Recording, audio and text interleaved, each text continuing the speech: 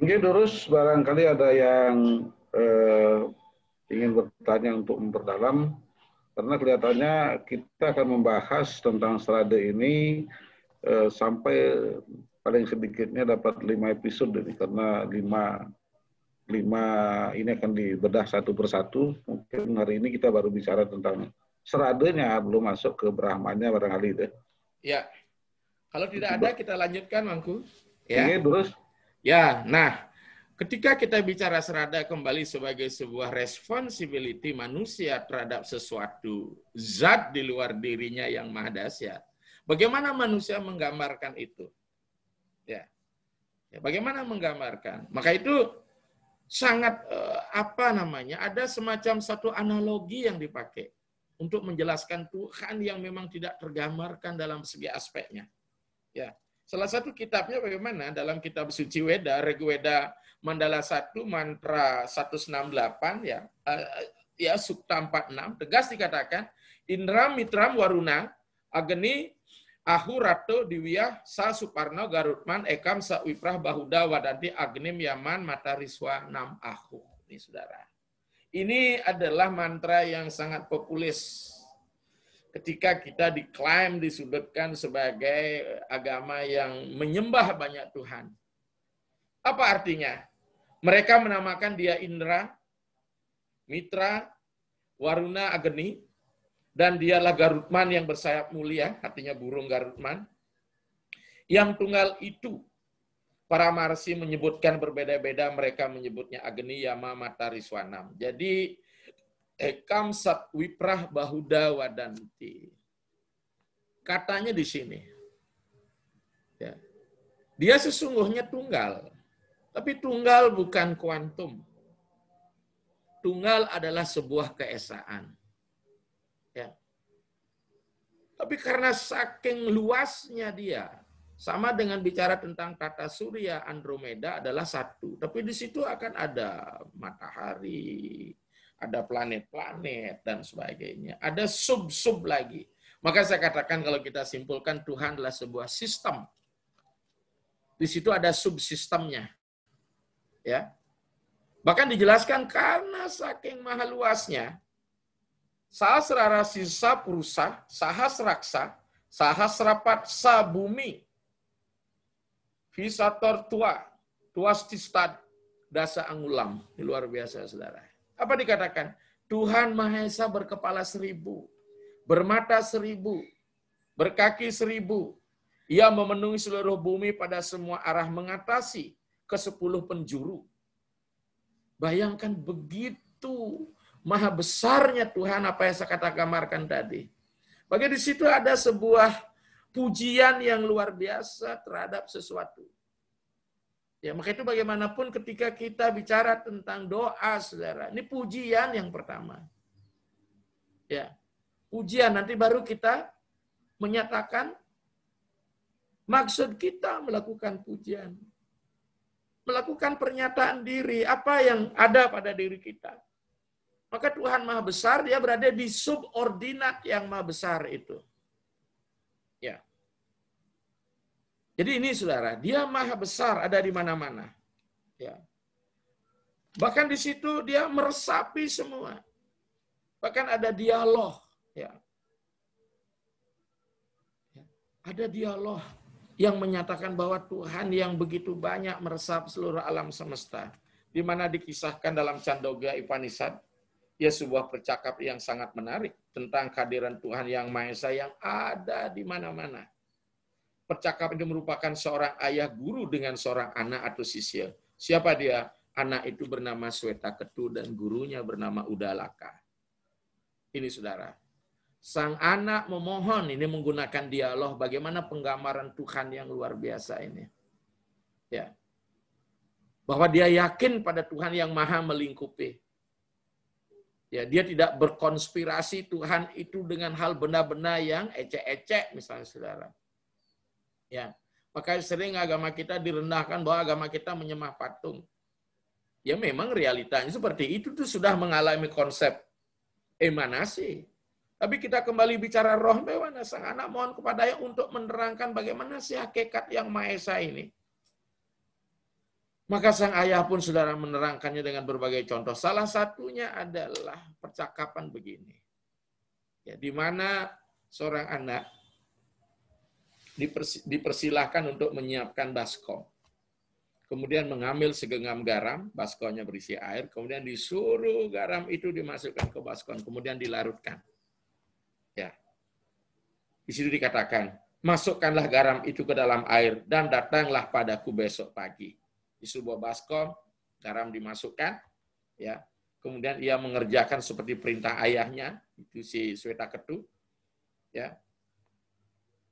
Setelah itu diaduk, kemudian ayahnya bertanya, rasakan air itu di bagian atas.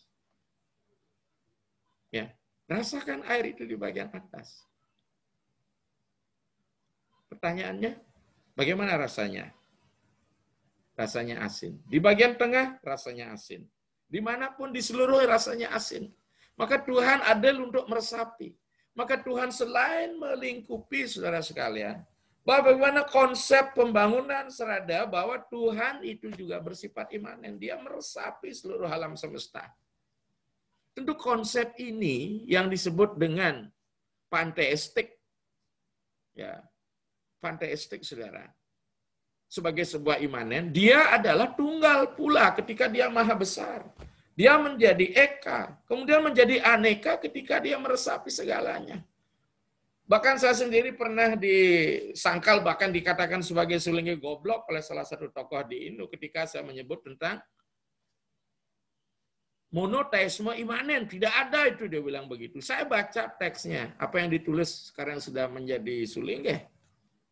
Dr. Titip, Ida Wedana, ada monoteisme transenden yang jauh, tapi ada yang monoteisme yang imanen, yang meresap seluruhnya. Ya. Apanya yang eka, apanya yang aneka. Ya.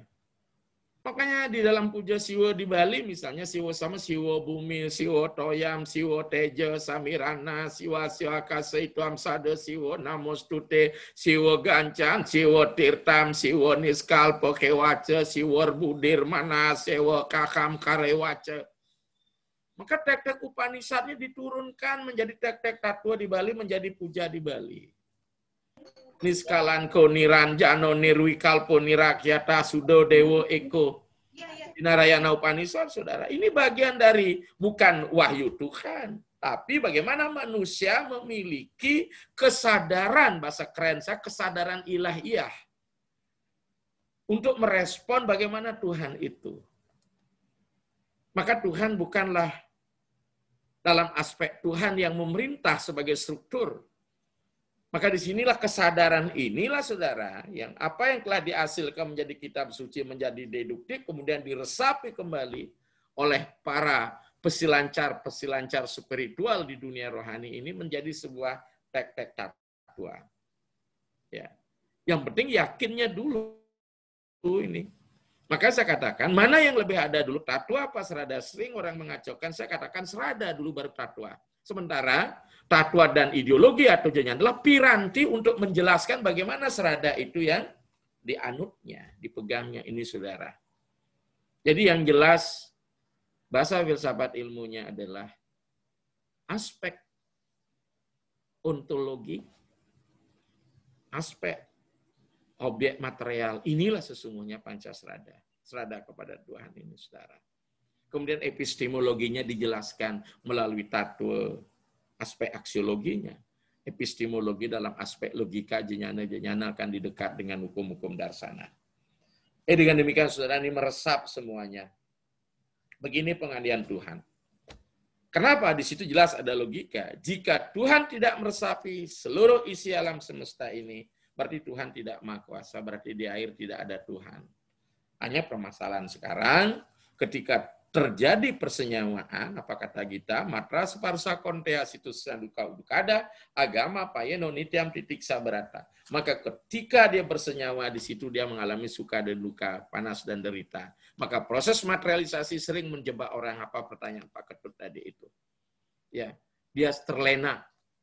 Kita tidak sampai pada hakikat karena hanya melihat agama dari segi substansi isi yang bersifat statis.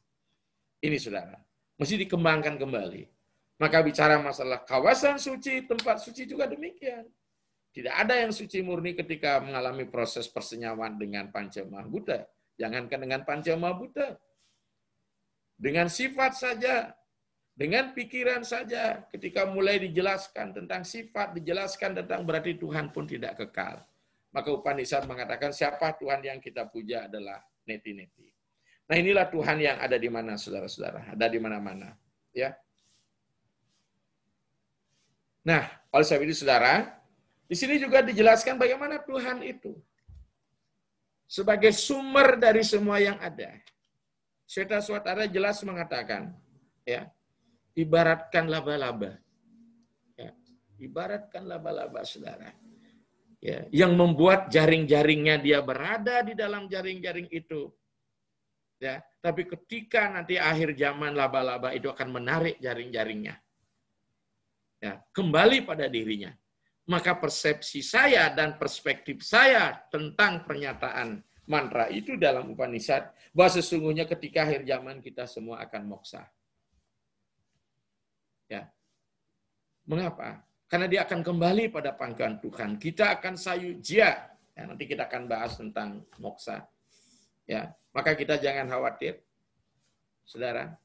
Tentu ini menjadi sebuah perspektif yang berbeda dengan agama saudara kita yang lain, karena surga dan neraka baru akan ada ketika kiamat. Sementara kita, surga dan neraka itu ada ketika dunia ini masih ada. Karena dia adalah sebagai bentuk reward and punishment terhadap karma baik maupun karma buruk kita. Jadi surga neraka itu masih ada. Itu pun sebenarnya adalah kondisi mind, bukanlah lokatif sebenarnya. Ya. Tapi dalam rangka membangun tatanan yang bagus dan harmoni, dia ibaratkan sebuah lokus, terutama dalam agama-agama mitos dan agama-agama Purana, saudara. Nah, padahal kalau kita kembali, ya, kita tanyakan apa yang menjadi agama konvensional di Bali ketika bicara tentang alam eskatologi, habis ngaben dan sebagainya, habis nikah, kemudian ditanya kepada paranormal, Bapak beman ngayah. Ya, roh itu Bapak beman ngayah di dalam. Gitu. Bahkan yang paling sangat menggelitik, Bapak udah di juru kurung di situ, berarti ada arena di situ. Berarti dia bawa mindset duniawinya ke alam eskatologi. Itu sebenarnya saudara. Berada di juru sapuh gitu. Ya. Bagaimana kalau sulingnya di alam eskatologi, apa jadi juru sapuh di situ? Itu misal apakah ikut juga jadi pendeta muput iatnya? Maka sesungguhnya main. Maka dalam konsep moksa nanti cita werti niroda terhentinya semua gerak pikiran kita. Without mind, without material. Jadi dengan demikian saudara, jadi Tuhanlah sumber segalanya. Ya. Nanti baru kita akan bahas Tuhan adalah kebenaran, pengetahuan, dan Tuhan tidak terbatas. Inilah saudara yang bisa saya sampaikan tentang Brahma Srada. Ini pun nanti kita akan lanjutkan lagi. Bagaimana sifat Brahman berikut ini. Ini tetap bagaimana manusia memperspektifkan keberadaan Tuhan itu. Ingat, Srada itu berasal dari dalam diri kita, dia tidak bersifat top down. Tapi Srada dalam aspek kesadaran dewani, divine man. Baru kan dia mampu mengungkap semua itu. Karena sesungguhnya alam semesta adalah perpustakaan besar, dia tidak perlu keluar, tapi dia cukup masuk, menyambungkan channelnya keluar, maka dia akan menemukan semua wacana-wacana bijak, tuntunan-tuntunan bijak, melalui dia mengakses dirinya ke dunia widya, atau dunia weda yang maha luas. Tapi karena kita sering memformulakan agama kita seperti agama lain, kitab sucinya ini adalah weda, berarti agama kitab kita. Padahal Weda itulah pengetahuan yang tidak hanya tercatat sebagai sebuah dokumen literal, literasi, tapi dia juga merupakan narasi-narasi alam semesta. Ya, maka dengan demikian pewahyuan tidak pernah berhenti pada satu sosok figur. Nah, ini tidak berhenti pada sosok satu figur. Sehingga dengan demikian pewahyuan kita terus berlangsung.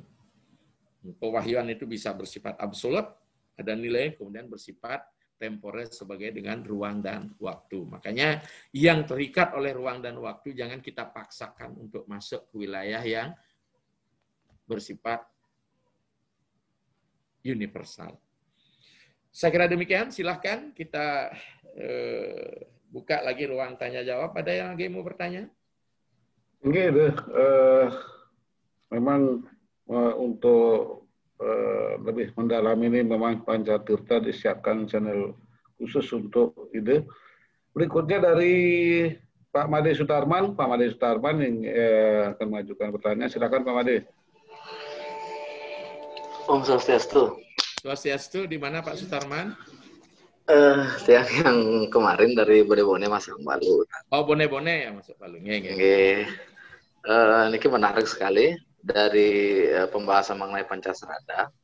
Yang lalu yang ingat di pembahasan masalah dikse sebagai semua orang akan mendikse dengan judul yang itu, dulu Ide sempat menyinggung masalah Pancasrada ini juga, yang mana kalau dilihat dulu ada pertanyaan juga, sebenarnya Ide juga sempat menyampaikan ketika Tuhan menciptakan alam semesta di luar dirinya, berarti dia tidak maha kuasa. Berarti sesungguhnya kita ini, bahkan semua makhluk yang ada di semesta, itu adalah Tuhan yang berasatana, yang lupa dengan dirinya. Nah, kemudian di Pancasrada dengan cara apa kita bergerak baik kembali ataupun lahir ke dunia, tentunya dengan jalan karma itu sendiri. Nah, jadi karma yang seperti apa sih yang bisa dilakukan baik dalam persembahyangan ataupun dan lain sebagainya, yang bisa mengembalikan sifat Tuhan itu sendiri, yang sekarang ini dikatakan tidak bisa dikatakan sebagai Tuhan karena kita bersifat asetana, lupa dengan diri sendiri.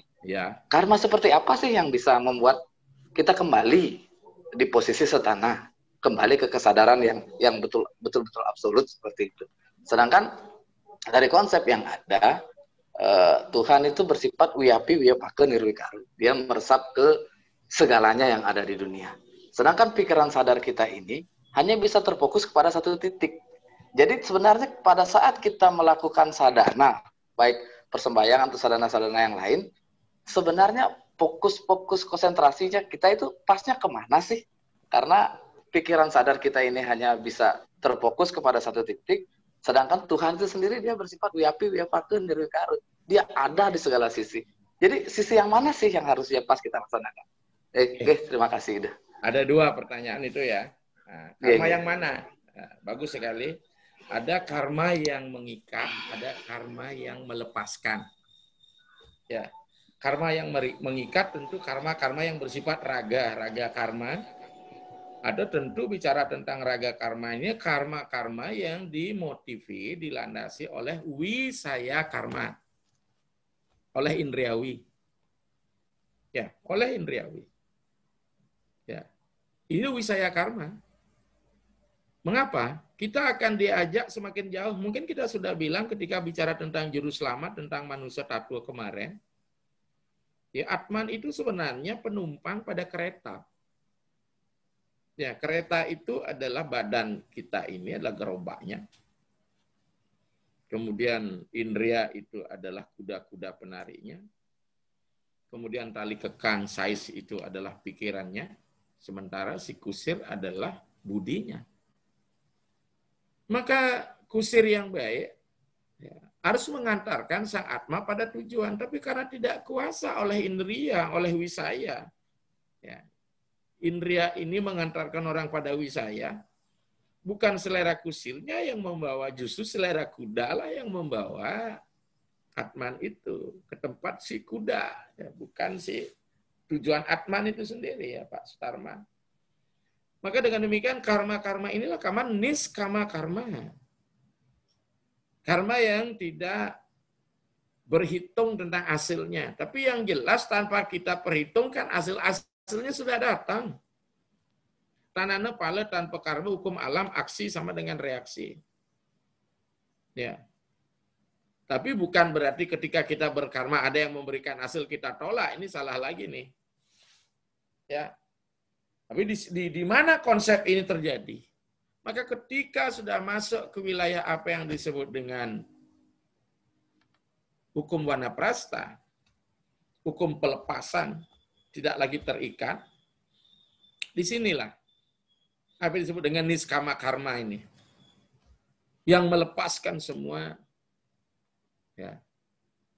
Dan sekarang karma-karma yang disesuaikan dengan swadharma. Apakah seorang grihasta harus seperti itu? Ya. Apakah saya pernah bercerita di sini tentang keluarga burung yang mengikhlaskan dirinya? Mungkin sudah ya, Mangku.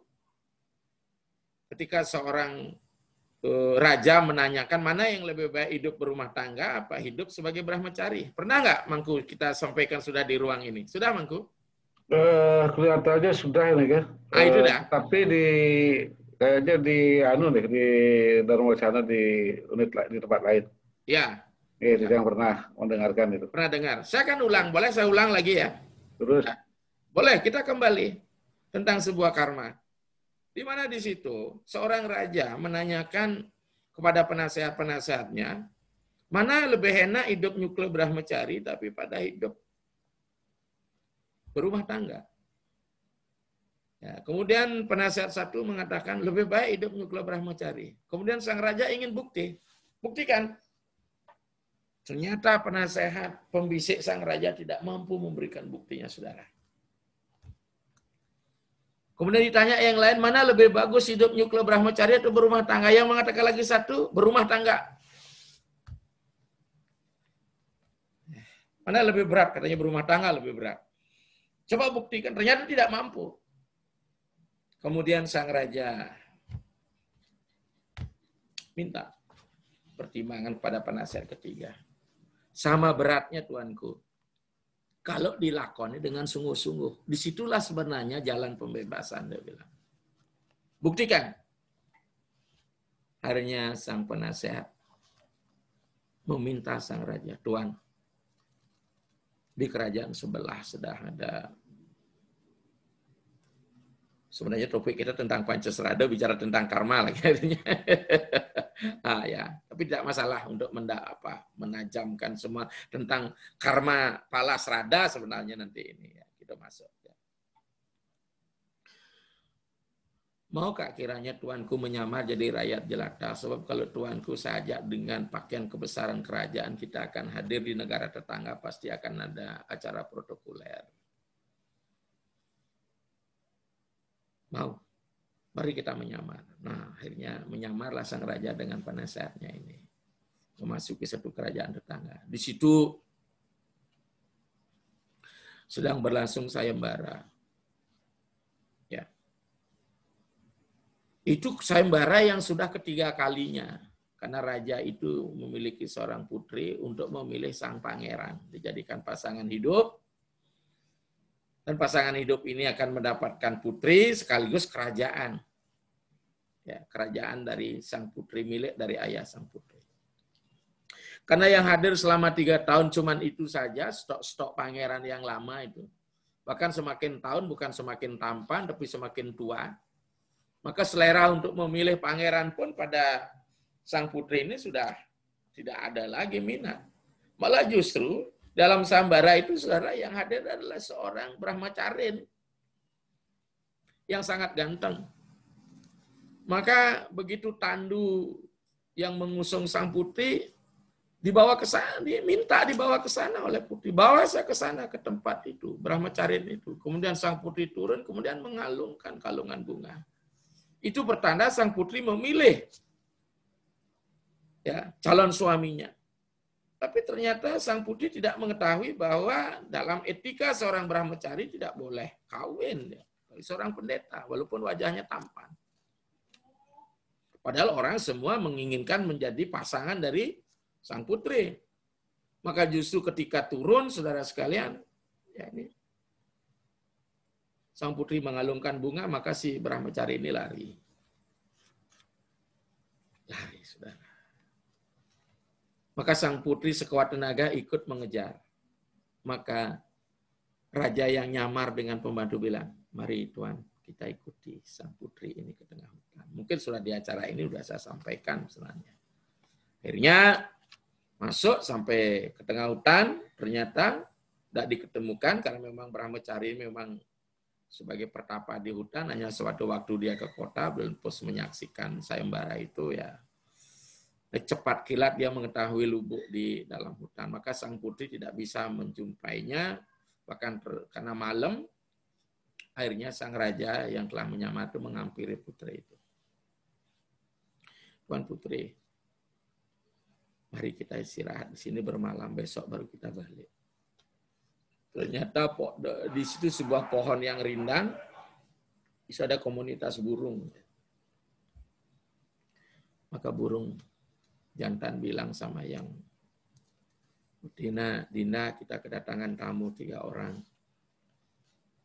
Ya, hari sudah semakin gelap dan semakin dingin. Mari kita berikan penghangat. Bagaimana caranya, Kanda?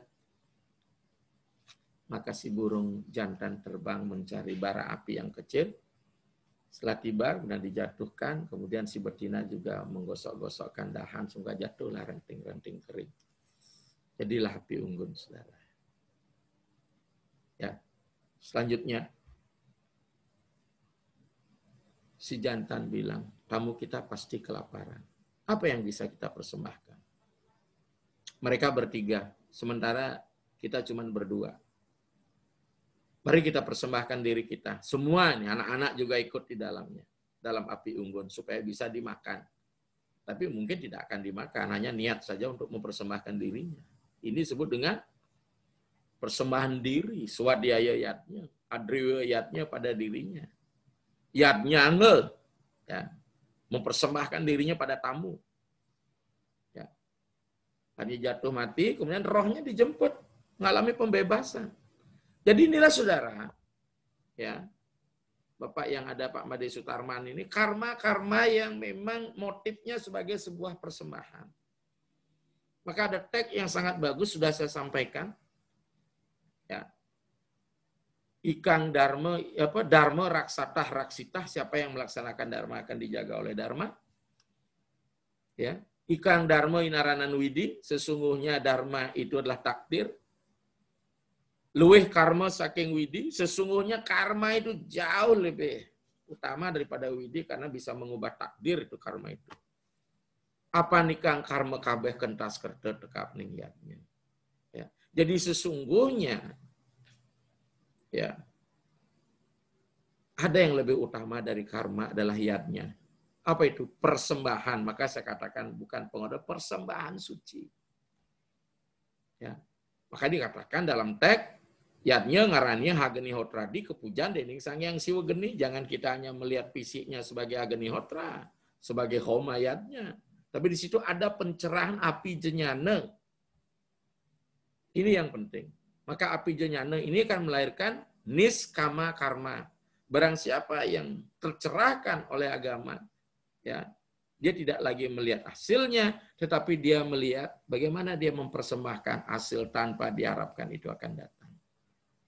Ya, karena tidak ada karma tanpa pala. Jadi ini Pak Made tentang yatnya ya apa? Karma yang bagaimana. Yang kedua saya lupa apa itu Mangku. Yang kedua itu pertanyaannya. Pak Made mungkin bisa ulang Pak Made. Yang kedua. Nggih. Masalah anu nih ke itu. Karena Tuhan itu sendiri bersifat wiyapi, wiyapakeun nirneka. Oh, kemana sasaran kita ya? Kemana sasaran kita? Nggih. Ya betul. Ya betul. Ketika kita bicara masalah bakti, ketika bicara bakti, kita akan ketemu dengan murti puja. Salah satu pun pujaan kita, makanya kita dihadirkan ketika kita di bakti, pasti kita masuk di konsep Saguna Brahman. Ya, ajaran bakti Saguna Brahman. Ajaran Jnana dan Yoga kita diajak ke Raja Yoga dalam aspek Nirguna Brahman. Ya. Maka selama kita melakukan pemuspan, melakukan persembahyangan, kita akan dihadapkan pada 3. Ista Dewata, Kula Dewata, Grama Dewata. Ya. Maka ketika kita ingin ke Tuhan yang maha segalanya, tentu ini sulit menjadi objek bakti, maka dengan memilih salah satunya, itu sudah bisa sampai kepadanya. Ya. Hanya ini menjadi eksklusif ketika orang memilih Wisnu, menganggap pemilih Siwa menjadi lebih rendah. Ketika orang memilih Siwa, menganggap pemilih Wisnu lebih rendah. Inilah permasalahan ketika kita bicara masalah bakti. Makanya kita hadir di personal. Ya. Maka kalau kita ingin memuja air, bukan berarti air itu yang disembah langsung, kita puja dewa airnya. Gange, Sindhu, Saraswati, Suyamuna, apakah Gange, Purusa, Murtinam. Ketika kita segara, kita banyak ketemu dengan air, sagara, dari sam, udakam, kumpulan air. Jadi di sini, ya salah satu aja dipuja sudah cukup. Ya. Tapi ketika kita masih pemuja, masih akan mengalami proses duaeta. Yang dipuja dengan si pemuja beda. Ya. Bagaimana sekarang menjadikan sang pemuja dengan yang dipuja sehakikat? Berarti masuklah kita pada ajaran Jnana. Ketika menjadikan tunggal sang yang dipuja dengan pemuja, disinilah ajaran yoga. Maka dengan demikian, saudara sekalian, ketika kita di Grihasta, ya, kita lebih banyak bakti. Ya. Ketika kita sudah ada karma dan bakti, ketika sudah wanaprastha, kita masuk ke ajaran Jnana, kita sudah sannyasi, kita masuk ke ajaran yoga. Maka jelas, ye yatamam prapadyante tatam tewam bajamyaham mamawartman wartante manusah parta sarwasa. Dengan jalan apapun engkau datang kepadaku akan kuterima, yang penting didasari hati yang tulus ikhlas. Hanya permasalahan kita sering eksklusif dengan jalan yang kita pilih, menganggap jalan orang lain itu salah. Inilah saudara. Demikian Pak Made Sutarman yang bisa saya sampaikan. Masih ada yang perlu didiskusikan? Satu lagi, ini izin dari Idayu Dewi Susiani. Terus Swastiastu, Bu Dayu. Swastiastu Ide Pandita Sani Meraga Suci dan Inge. Ibu. Nggih, sira niki Bu Dayu. Nggih, tiang dari Cimahi. Inge rada sih Bu, nggih, rada sih Bu bergabung ya. Tiang tertarik dengan pernyataan tadi ada kalimat ketika Bapak Ketut Atnyana bertanya, Ide menjawab ada ketakutan ketika menjadi seorang sulinggih karena nanti bisa ratusan juta ketika biaya ngabeninnya. Nah, saya ingin bertanya tentang suatu hal karena saya pernah diceritakan tentang kematian atau meninggalnya seorang sulinggih di Bali. Yeah. Berdasarkan pribadinya beliau sendiri, menurut versi dari sesepuh yang bercerita pada tiang, sebetulnya secara pribadi sulinggih ini meminta kepada keturunannya untuk menyederhanakan ngabennya apabila dia nanti menghadap Tuhan dengan beberapa pejabat, terus secepatnya dan sebagainya lah, adalah gitu. Tetapi terus akhirnya dibuatlah seperti permintaan beliau. Nah, tapi hukum ataupun keluarganya akhirnya jadi digoyang kembali karena ada beberapa masukan. Masa ada ide sulinggih hanya dikasih misalnya sekian pejati tanpa A, B, C, D, itu mau digimanakan ajaknya Bali. Nah, padahal pada saat beliau sebelum menyatakan pernyataan seperti itu, saya tuh udah setuju sama ide sulinggihnya. Kalau boleh memilih. Ini sulinggih yang ampura sependek yang tiang tahu karena saya lahir sungguh di Bandung, besar di Bandung. Berarti sulinggih itu kalau sependek yang tiang tahu itu luar biasa. Sulinggih yang humble, sulinggih yang tidak neko-neko, alias kalau dibaca-baca jalan keluarnya Atman dan Atman itu akan kemana kan sudah jelas. Tidak tergantung dari besar kecilnya upacara yang diadakan untuk sulinggih itu. Ampura jika agak melenceng dari topik ya. Nah, tiang mohon pencerahan. Jadi apakah sikap tiang yang salah? Tapi gimana gitu? Kalau kata saya, sulinggih itu sungguh bijak dan sangat humble, tapi kenapa kok dinilai kurang bijak untuk kematian seorang Sulinggeh Kenten atau jadi yang agak sedikit bingung nih Ki. Yeah. Itu semua. Ya, terima kasih Bu Dayu ada di Cimahi. Sebenarnya kan menyangkut perspektif. Mungkin kita bicara masalah ngaben nanti ya supaya jelas nih, karena ini pertanyaannya. Jadi karena seorang Sulinggeh itu pemilik modal dianggap nih. Padahal beliau sendiri hanya modal kesucian. Prinsip tidak ada lagi modal sosial, tapi ketika menjadi wiku wibuh yang hidup ini tidak rela membuatkan beliau Banten yang kecil, sehingga kos menjadi tambah besar. Gitu. Dan ini kemudian menjadi tradisi bagi penerus-penerus berikutnya. Ya kalau modalnya ekonomi baik, nggak masalah. Nah, jadi sebenarnya di dalam ajaran agama kita, ketika sudah orang Medwijati, itu sudah sama dengan upacara pengabenan itu Bu Dayu. Jadi upacara pitrayannya sudah dilakukan, maka ada konsep amati raga. Bahkan Tukon Pisang Jati, Banten Teben diberlakukan di situ. Makanya ketika sudah meninggal, kita tidak perlu. Tapi karena kita harus minta, harus penyucian, purnama, tilem, ada sih sebulan sudah itu. Tapi ketika bicara masalah sasih lagi harus menunggu matahari ke utara. Padahal tek-tek jelas. Ketika seorang wiku, salah satu contoh yang bisa kita jadikan satu analogi, ya ditiru dan sebagainya, Ida Prana Made Sideman lah. Lebar beliau, ya bahasa halus kita di Bali disebut dengan mampah begitu. Beliau dengan upacara yang sangat sederhana, bahkan dia berpesan. Dan beliau punya naskah yang bisa kita jadikan patokan, yaitu dengan Panca Sudatma. Itu ngaben mitrayatnya yang di tengah yang paling kecil sekali. Bahkan termasuk, mohon maaf, saya punya nabe, ya, guru baptis saya, juga melakukan upacara yang sama. Sangat sederhana, tidak ada bebangkit dan sebagainya. Karena beliau ingin mengajarkan bahwa agama Hindu tidak identik dengan kemewahan. Yang sederhana ada. Dan niki sebenarnya Bu Dayu. Maka dengan demikian, kita harus berani ya tutup telinga lah, tutup mata, mendengarkan ocehan, gestur-gestur dari yang lain, termasuk saya sebagai Sulinggeh. Saya sudah pesan dengan anak ya, lakukan yang paling sederhana berdasarkan teks yang ada. Ya. Inilah sebenarnya yang harus mulai dilembagakan bagi Sulinggeh sehingga ya, ketika upacara kematian menjadi besar. Ya. Tapi kenyataannya, secara aspek sosial, sudah jadi wiku-wibuh, ada tuntutan kembali dari siswa supaya upacara pengabean itu siswanya ngiring. Ini lagi masalah. Ini mengiring lagi.